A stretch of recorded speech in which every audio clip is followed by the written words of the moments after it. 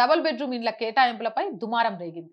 ఒకే వర్గానికి 200 ఇండ్లు ఇవ్వడం రాజకీయంగా హాట్ టాపిక్ గా మారింది. ప్రజల కోసమా లేక ఒకే వర్గం కోసమా అంటూ సోషల్ మీడియాలో మండిపాటు మొదలైంది.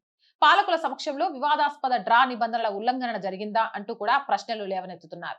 జీఎంకే ట్రస్ట్ ఆధ్వర్యంలో ఒకే వర్గానికి చెందిన వారికి సుమారు 200 ఇండ్లను డ్రా పద్ధతి ద్వారా కేటాయించడంపై విమర్శలు వెల్లువెత్తుతున్నాయి.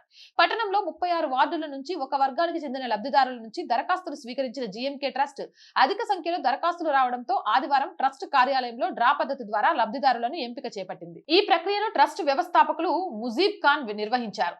అయితే ఈ కార్యక్రమానికి Tandur municipal chairperson Neeraja, vice chairperson Abdul Razak, కొంతమంది కౌన్సిలర్లు హాజరై డ్రా పద్ధతిలో ఇండ్ల కేటాయింపును నిర్వహించడం గమనార్హంగా మారింది. లబ్ధిదారుల ఎంపిక సాధారణంగా శాసనసభ్యులు లేదా జిల్లా రెవెన్యూ యంత్రాంగం పర్యవేక్షణలో జరగాల్సి ఉండగా స్థానిక ప్రజాప్రతినిధుల సమక్షంలో ట్రస్ట్ ఆధ్వర్యంలో డ్రా నిర్వహించడం నిబంధనలకు విరుద్ధమని అసహనం వ్యక్తం చేశారు. ఏదేమైనా ప్రజాపాలన అంటే ఏంటి, కాంగ్రెస్ పరిపాలనా విధానం ఎలా ఉంది, కాంగ్రెస్ అధికారంలోకి వచ్చిన తర్వాత స్వయంగా ముఖ్యమంత్రి కాంగ్రెస్ అంటే ముస్లింలు, ముస్లింలు అంటే కాంగ్రెస్ అని చెప్పడం, ఇప్పుడు డబుల్ బెడ్రూమ్ పేదలకు నిస్వార్థంగా అందాల్సిన డబుల్ బెడ్రూమ్లు కూడా ఒకే వర్గం అంటే ఒకే సామాజిక వర్గానికి ముస్లింలకే కేటాయించడం, ఇవన్నీ కూడా దుమారాన్ని లేపుతున్నాయి. చూడాలి ఇవి ఎక్కడి వరకు వెళ్తాయని.